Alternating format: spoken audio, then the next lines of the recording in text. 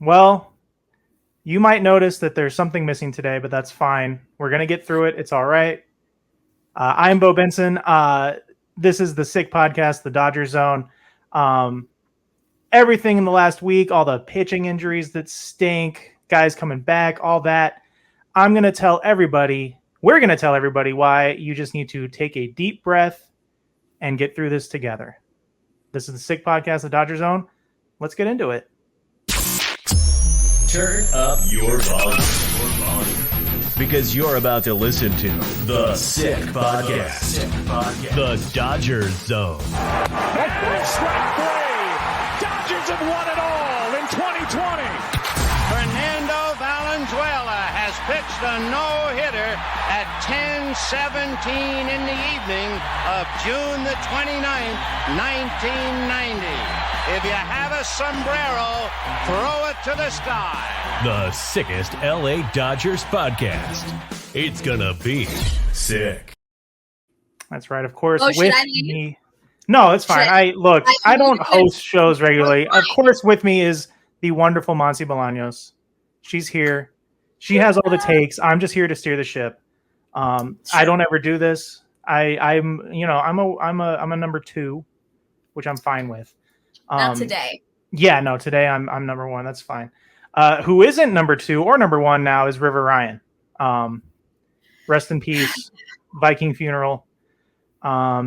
He's done so. And it's one of those things where you saw him shake his arm on the mound and you're just like, all right, well, we'll see you next year, buddy. And we're not even going to see him next year. You got Tommy John. He's out for the rest of this year and he's out for all of next year.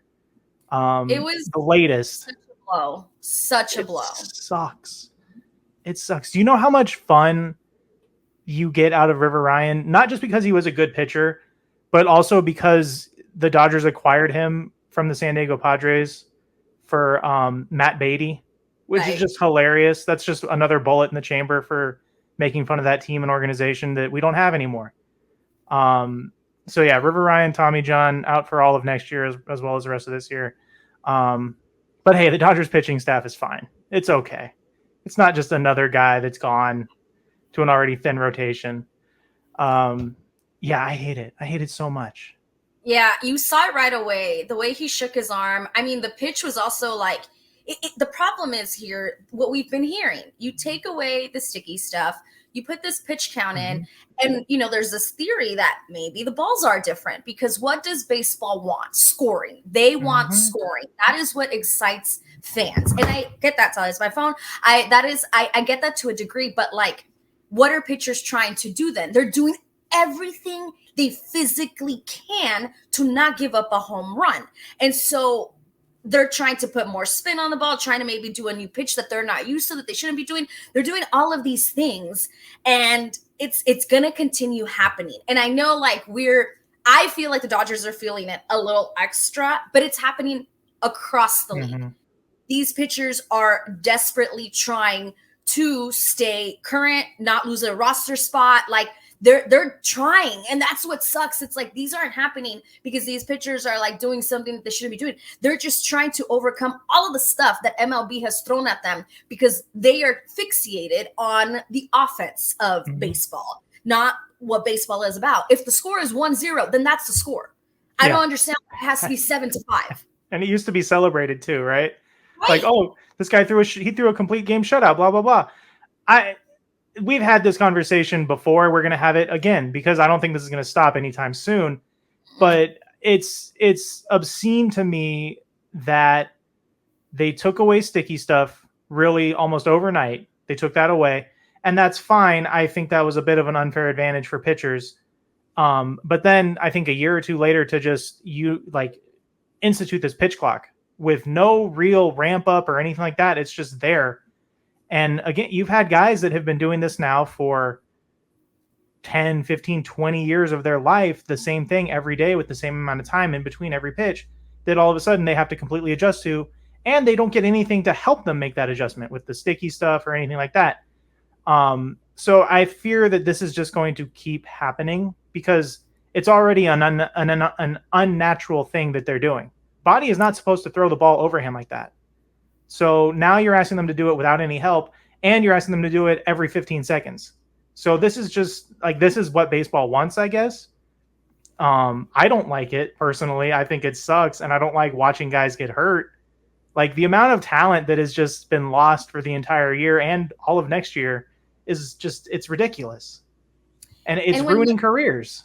It's ruining careers. And when it first, that's me. And then when it first the pitch clock came out, I remember there was like veteran, pitchers that were thinking that the pitch clock was only going to affect them because they're so used to not dealing with the pitch clock. Well, River Ryan is brand new. And so it is proof that it is affecting even the youngest of stars. This is not just affecting the Kershaws and the Verlanders. No, this is affecting all the pitchers. And like, I agree with you, Beau. I don't think baseball necessarily cares. It really does seem like they just care about the offense right now, this year, next, in the foreseeable future. It seems like they care about the offense. And that's like, no, we got to do something. Yeah, no, and we see this, I think, across sports too. It's a whole thing with sports in general, because like, everybody in the NFL knows that Thursday night football is bad for players. Everybody in the NFL knows that adding an 18th game is not a good idea, but that's not what matters. What matters is money, and faster games in Major League Baseball means more money because more people come and watch. They don't have to sit there for 4.5 hours, 5 hours and watch a game. So we can scream and shout about it as much as we want. I don't think it's going to change. In fact, we know it's not going to change because there's the rumor today that Major League Baseball wants to institute a 6-inning minimum for starting pitchers, which, like, if you think it's bad now, boy, let me tell you what happens when, like, Robbie Ray for the Giants last night, he gave up like a walk, 2 hits by pitch, and a grand slam all in the first inning. And you're going to sit there and tell me that he's got to throw 5 more of those? Why would I tune in to watch? This isn't baseball anymore. Right? It's like, again, like, it seems like they care about the offense. Yeah. Like, they want a pitcher out there to struggle and to give up all these homers. Like, and they're thinking, I was like, oh, but if everyone's giving up homers, it'll be a fun game. And it's like, this is not what baseball should be about. Like, you and I would enjoy a 1-0 win or loss. Like, that is a game that you are on the edge of your seat until the end. Like, the hits can happen, but it's like, it's the scoring. It's like, you want the scoring. You don't want just the hits. You want the scoring. That's why you want the homers. And it's like, this is going to, I don't think it's going to generate like a new fan base for baseball. I don't think that's what it's going to do, because remember back then where there used to be like pitching matchups? Like, you used to be I'm going to go to this game because these 2 pitchers. Do you do that anymore? No. You can't. Because you have no idea. You have no idea who's actually going to take the mound that night. And if you're lucky, the guy you want to be there is going to start. But yeah, like, I feel like the thing today, and it's really kind of how I felt for a while, is like, Major League Baseball seems to be the only sport that doesn't want to acknowledge that, like, time advances. Like, I don't know what to tell you guys. Like, of course pitchers are going to get better, and it's up to hitters to adapt. Like, this is the only sport where it feels like kind of they make these sweeping changes to give one side a completely unfair advantage. Like, what would we have done if the NFL was like, you know what, we don't really like the forward pass, so we're going to outlaw passes beyond 20 yards.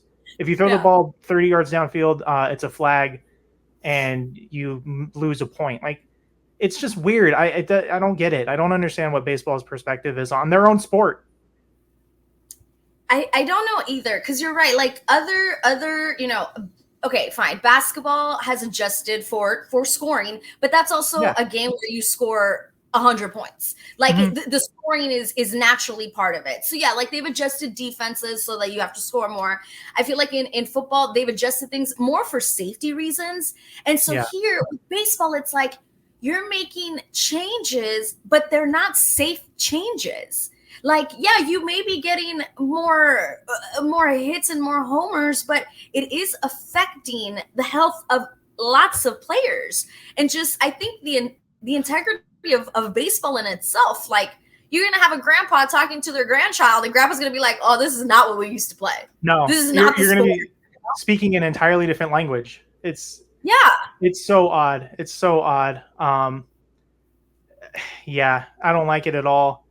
And I hope and it's tough to just sit here and say that you want change, but it's also just like, given how Rob Manfred has acted, I don't think there's change coming.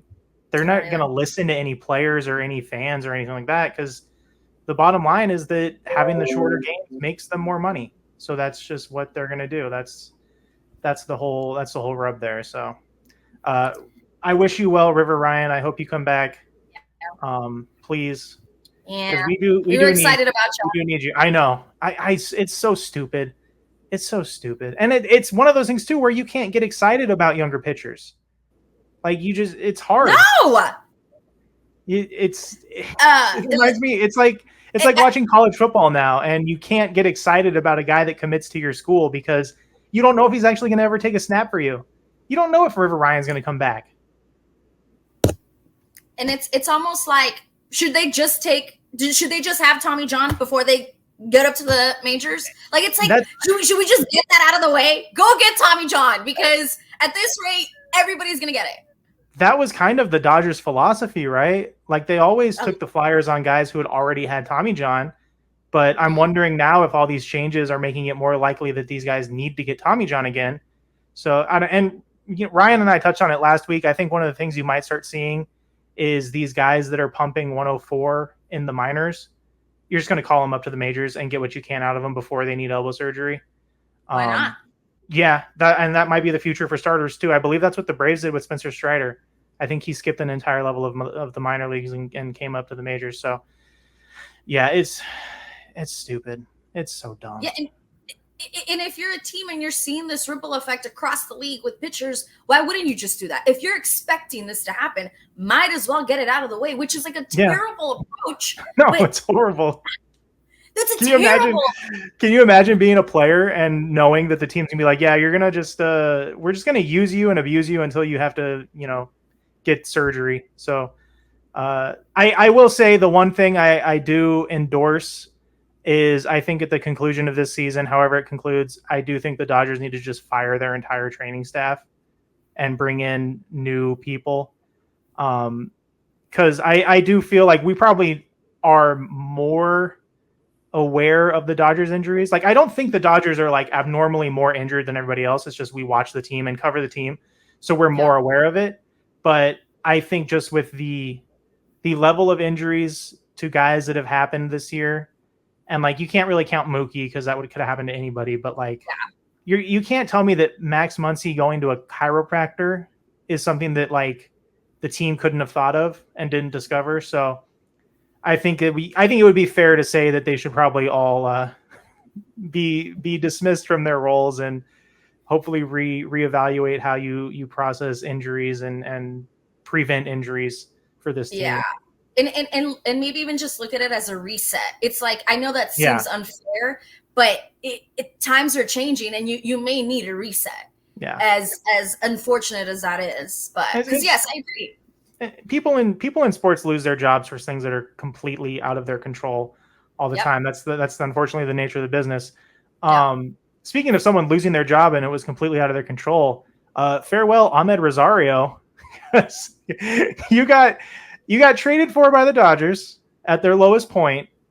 You got 11 at bats with the team, and then they cut you loose. They said, "Bye-bye, Ahmed. We're good." And a guy that was batting 300 from both sides of the plate that you traded for, or I meant, with left-handed. Sorry, I meant left-handed or right pitchers. You know what I meant? Left-handed. Right. Yeah, no, he was having a great season at the plate. He was having a great season at the plate when we have been struggling all season trying to get, consistent hitting. And so there's two sides to this, right? Either like the Dodgers did this with the intention of always letting him go after 11 at bats, which seems stupid, or they were like, Kevin Lux is all of a sudden playing real well after the All-Star break. Kike Hernandez can now see, apparently. That's a separate subject. Teoscar Hernandez still killing it. So I don't know if that's what began happening. But there are other players that you think would have been DFA'd instead of him. Yeah. That's such a weird decision. I mean, I know pitching isn't exactly the strong suit of the team right now, but I would have sooner DFA'd Joe Kelly than I would have Ahmed Rosario. Yeah, it's just weird. I don't get why. Again, 11 at bats. That's all he got. Yeah. And there was a point where they had traded for him, and they were still running out Nick Ahmed at shortstop, and they're still going to because apparently I think he's still on the roster. Bursch and I didn't know last week, and I'm pretty sure he's still there. So apparently they're comfortable with Miguel Rojas and Nick Ahmed taking turns at shortstop. But yeah, it's just weird to acquire a guy knowing that you needed to raise the floor of your roster's construction, and then you didn't really give the guy a chance to prove why he belongs. Which it's also like, this is the first year where I feel like this team doesn't have a plan. Like, it kind of just feels like they're winging it, which is odd for the Dodgers because it's never felt like that before. So I don't know if I struggle to think that they spent the entire offseason trying to get Ohtani and Yamamoto, that they didn't think about anything else besides that. But maybe they did, because that's the only thing I can think of. I mean, obviously the injuries were a wrench in their plan, but you're right. It just seems like if you're going to make these moves in the offseason for these players, $1 billion offseason, as everybody keeps saying, it seems like you wouldn't just have plan A and plan B, that you would have plan C, D, and E. That's what you would do if you're a smart businessman, because if plans A and B don't work, you should already know what you're going to do. And so I understand what you're saying, that for the first time, it does feel a little bit like the Dodgers are winging it. And it's, I mean, they're still in first place, right? Which is like another thing that we wanted to discuss here. Like, yeah, people are freaking out. And I understand why some are freaking out. And then we got to like calm them down. Like, it's like, yes, guys, we have won, but it's been ugly. But you know what? Sometimes you have to win ugly. And we're doing that. Like, we're winning. And sometimes it's ugly, but we're winning. And we're still in the league. It's just weird to me. Like, again, everyone always says like this team only manages with laptops, they don't manage with their gut. Well, I would like to know where that team is, because I would like to watch them for the rest, the month and a half we have remaining in the season, because going with their gut so far has been a little odd. And to me, like, the Rosario DFA tells me that there's 2 players on this roster that are completely untouchable in Kike Hernandez, which I will, ever since he went to see an actual eye doctor and not just the Dodgers team doctor, which again, red flag right there. Kike Hernandez, he's not going anywhere. He's a fan favorite. He's been good. He's been fine. And he's always been that utility guy. So I'm less upset about that. The other guy is Jason Hayward. Jason Hayward, no matter what happens, it feels like he's never going anywhere, because he's Freddie Freeman's, right-hand man on this roster. Which, again, given what Freddie's going through or will be going through, I'm not entirely opposed to, but it's also tough for me to sit here and feel that they're doing everything they can to improve the team if they're going to have basically 2 guys that no matter what, they will never consider moving off of. Yeah. Because I think in the offseason, bringing both of those guys back is a little bit of a head scratcher. Yeah. Because like you have the green light from Shohei Ohtani to spend the money you need, which I would also say, why is Teoscar Hernandez not locked up for another 3 years already? Like, there's no reason to not sign him to whatever money he wants. You have so much spending power because of the way Ohtani structured his contract. So yeah, it's just, I don't know. And I don't like that per se, because it's weird knowing that Jason Hayward can go through a slump where he's hitting 100, but it's not going to matter if they need his roster spot. He's just going to be there, and they're just kind of going to ride it out. Yeah, it's quite interesting who the Dodgers seem to be loyal to. I mean, like, we talked about Chris Taylor at the start of the season, right? Like, some players just seem like it's not even on their radar to maybe think about moving on from. And again, sometimes it's like you just need a reset. Like, not just the organization, but the player. Like, the player can need a reset. And so it is, again, these decisions, right? They're just weird. Like, we're just sitting back and we're like, okay, right. I guess we'll see what your next move is. Like, I don't, we are complaining when in reality it's like we still have one of the best records, but it's just the uneasiness of an organization that we are typically used to being a little bit more structured, or like you said, that has a plan. Yeah. It's just odd. You mentioned this, and it is almost impossible to talk about this team without mentioning this guy. I feel like Ohtani just needs a good couple of weeks to sew up the NL MVP. Even as a DH, he would be the first DH to do so. But it's really funny. I texted you guys the other day, and it's like this dude is slumping so hard, and then he like proceeds to go into Milwaukee and hit a couple just absolute missiles, which is just like what he does.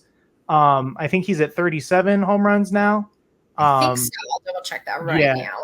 Almost guaranteed to be in the 40-40 club, which I think by itself would lock up the MVP for him. But there's going to start to be chatter about him hitting 50, which would be incredible.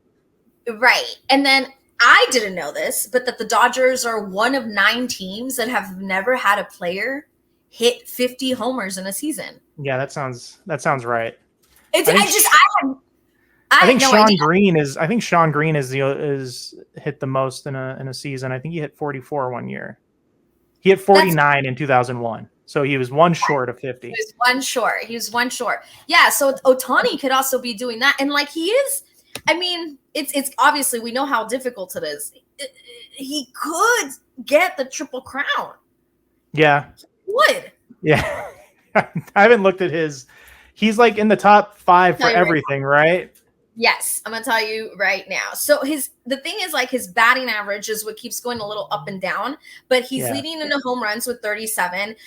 He has 86 RBI behind Marcell Ozuna, who has 90. And then when it comes to the batting average, like he was just there, and then drops out of it. Oh, give me National League, not the whole thing. I want the National League.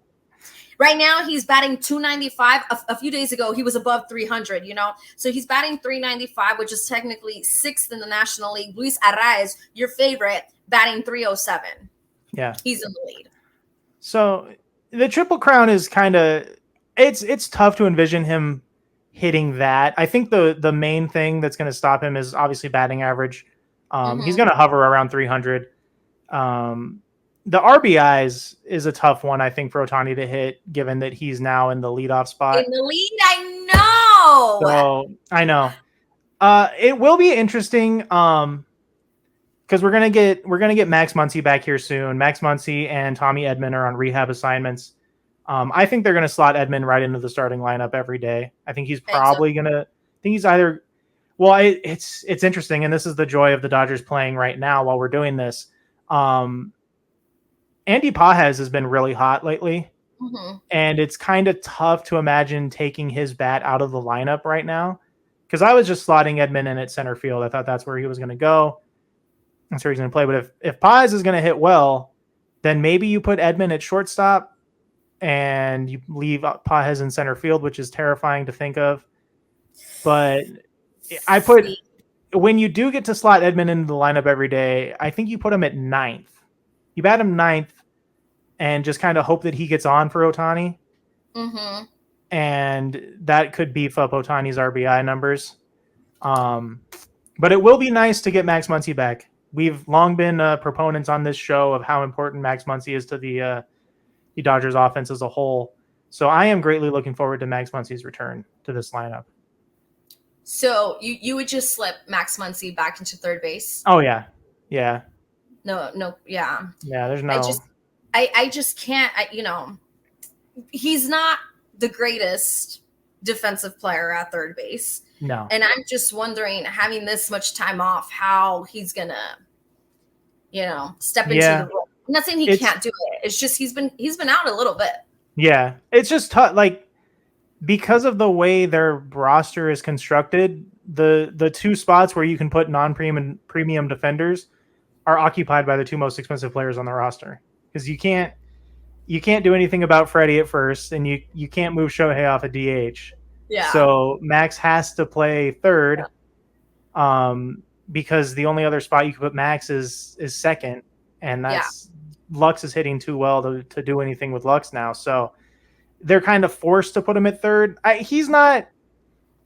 They could do much worse, I think, at third base, but it's more about just getting his bat back in the lineup because he makes everything go. He really does. Yeah.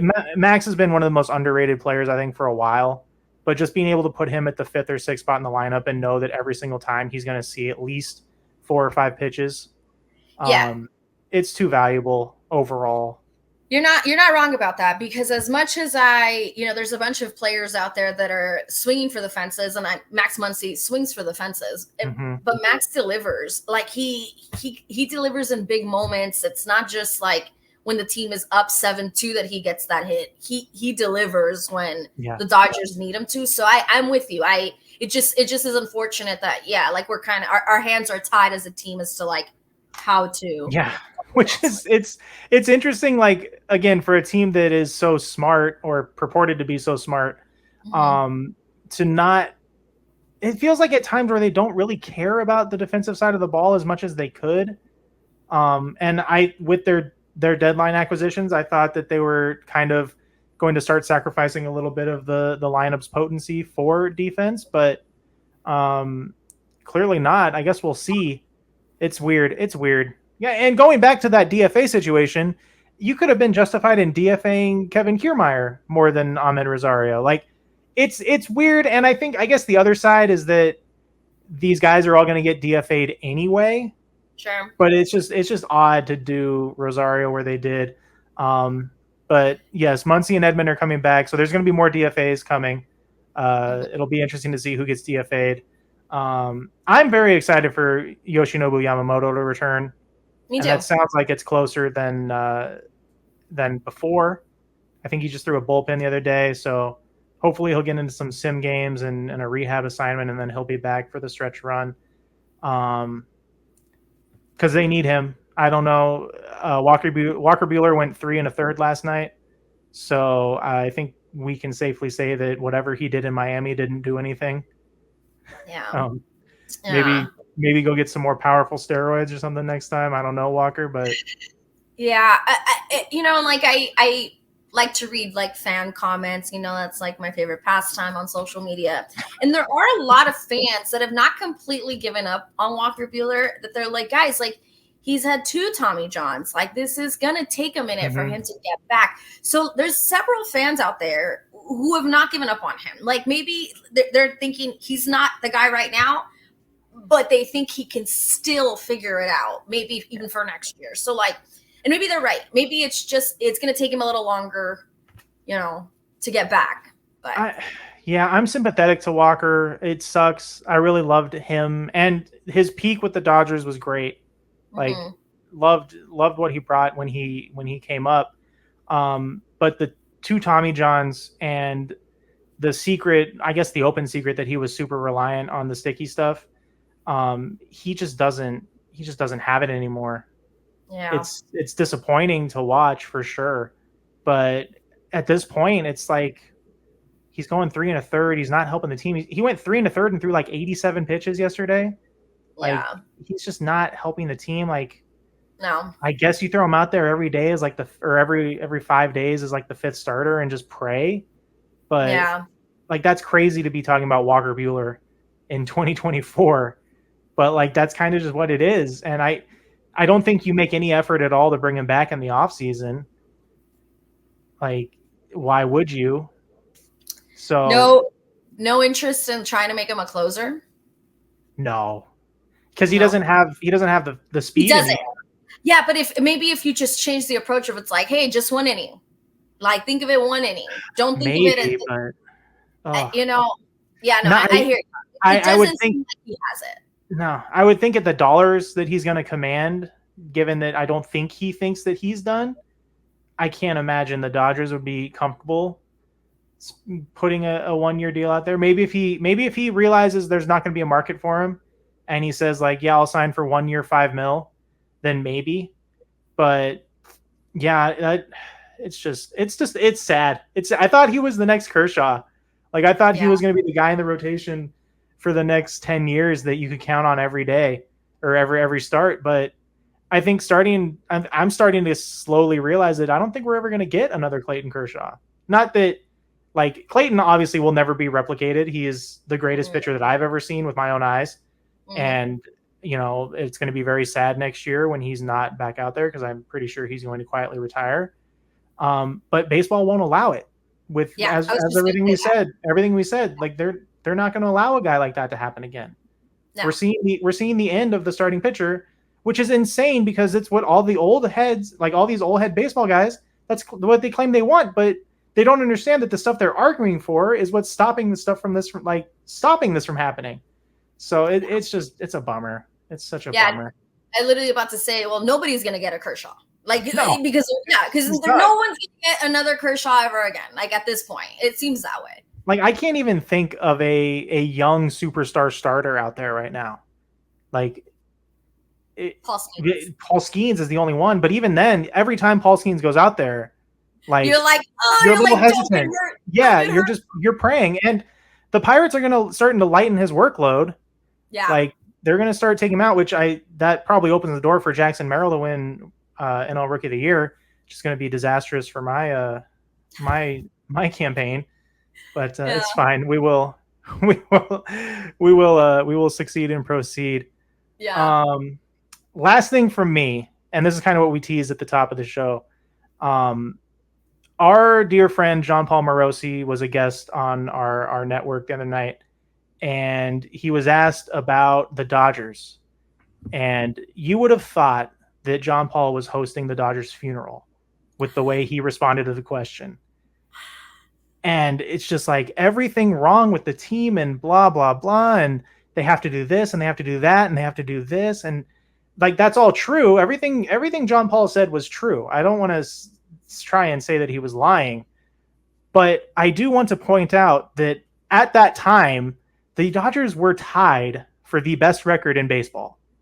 Not just the best record in the NL West or the NL, but in baseball. Mm-hmm. So it's so frustrating at times to hear people talk about this team as if they are hovering around 500, unable to win a baseball game at any moment in time, when in fact they are still a very good team. They're just not superhuman, which I think people unfairly placed onto them with the amount of dollars that they spent in the offseason. Even though everybody after that spent the entire offseason being like, well, you can't buy championships. It's like, well, yeah, no shit. No shit you can't. We're watching this right now. As much money as they spent, they still have issues. But every team has issues. Like, it doesn't make any sense. So everybody needs to just take a deep breath, relax. The Dodgers are in a division race for the first time in 5 years since 2017 or no. 2021 or whatever with the Giants. Yeah. Like, this is just what baseball is for every other fan base, but they're still a good team. They are still a good team, but the reason people are freaking out is because even though 71 wins, which is there's two other teams that have 72, so like we're right there. It's just that they got here in not the way people expected. Like, I can't say that they haven't met the expectation because we don't know how the season's going to end, right? No. The expectation is World Series or bust. And we have the record, we're doing well, but we just got here in a very unorthodox way. Like, nobody was expecting it to get us here the way we've gone through the season. And so I feel like people are just like, they're here, but they didn't get here easily and they should have. And it's like, well, we didn't, but we're still here. And yeah, like most of you complain about, like you said, a divisional race. Oh, the Dodgers always win the division. Well, it's a close one now. 2.5 games right now above a very hot Padres, above a very hot Diamondbacks. Yeah. And that's the thing too, is, I mean, there's nothing really preventing the Dodgers from getting just as hot as either of those teams. I agree. I was wrong. I thought the other two teams had way easier schedules than the Dodgers do. They all have pretty much the same schedule. Mm-hmm. They all play the same teams. So the Dodgers can get hot just as much as the Padres have been and the Diamondbacks have been. I actually think the Diamondbacks have a better chance of outright winning the NL West than the Padres do. I'm going to be a Padres hater until I die, but Jackson Merrill has been obscenely hot for them, which is great. He's a rookie. That's fine. Their pitching staff still isn't, like, they have probably the same level of pitching as the Dodgers do. Like Dylan Cease throws a no-hitter and then he goes out and gives up 5 runs in the first inning. And so like Ryan said it, but like they are like these teams are eventually going to cool down. Like hot months happen, hot stretches happen, and maybe they don't. Maybe this is who they are, but I don't think the Padres are a 700 winning percentage team through the entire season when they weren't that at all up to the All-Star break. Like I don't think the Dodgers are a 500 team like they were from when Mookie went down through the All-Star break. Like ebbs and flows happen, people. And I also think this is actually a good thing for the Dodgers because you need a fire up their ass. Like they can't feel like they can cruise. No. Like this is actually a really good thing that they have to fight, that they have to dig because those two are chasing. And so like I get it, but I think it's a really, really good thing that the Dodgers are not able to cruise through the end of the season. No, and they usually spend all of August and September like playing around with different lineups, not taking every game seriously because they have a 20-game lead in the division. And then October comes and they don't really have a switch to flip because I don't think baseball works like that. No, I don't think you can just switch a flip in baseball the way you can in any other sport.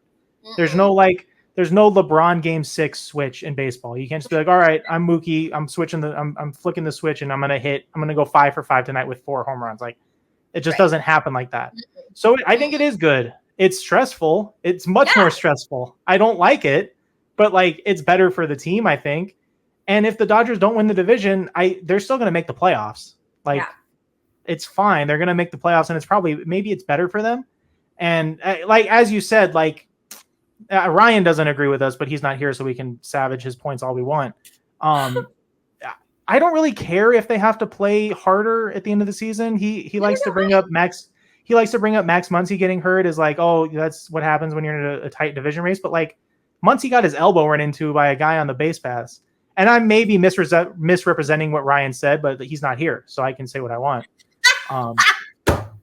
But like I don't know, they could be in a tight race, and the same thing could happen. So 100%. Yeah. What Edwin Diaz just doing a little celebration. Remember? Yeah, like, that's right. That's right. Anything can happen at any given time. I think it's better to be in this position, to get in the zone, because typically, like you said, they're not in the zone at this point. They're worried, okay, like we have a 20-game lead. We have 18 games left. We can literally, that's typically how it is for the Dodgers at this point. So it's good. No, they need to fire up their ass. They have it because they're not comfortable, but I like it. Don't be comfortable. Yeah. That's the point. It's the best thing. It's the best thing for the team. Yep. I still think they're going to win the division. I'm an eternal optimist. We'll see. We'll see what happens. But yeah, it's more fun, I think, for common fans and not us to have this team in a tight race. Oh, 1,000%. There's a lot of Dodger haters out there. Welcome. Much better for baseball, much better. And I do think the Dodgers still win it. I agree. Not just because we're Dodger fans, but like we have some really big pieces coming back. And there's still enough time to like figure it out and get in a zone. And we've been winning without them. We've been winning ugly. Now maybe like we get these pieces back and then you can start to take a deep breath. But again, Dodgers, do not get comfortable. Yeah. The point is, don't get comfortable. Just get in a zone. Get in a zone for October. Yeah. You know what? Speaking of comfortable, have you ever worn Homage clothing? The most comfortable. Oh my God. Dead serious, not even trying to be a salesman here. These shirts are so comfortable. I adore them. I got 2 because I ordered a sweater and I'm like, it's 100 degrees even in my house. I'm not wearing a sweater. So I ordered 2 shirts, put one on, immediately ordered 3 more. Me too. I already went back and got another one. No, because I was like, no, this is stupid.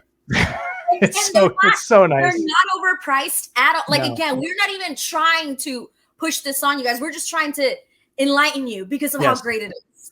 Homage specializes in ultra comfy, high quality looks, repping sports, pop culture, and more legendary moments. Learn more about Homage with the link in the description of the show. You'll find that on all your favorite podcasting platforms and YouTube. You will see me wearing a Saquon Barkley Homage shirt whenever it arrives.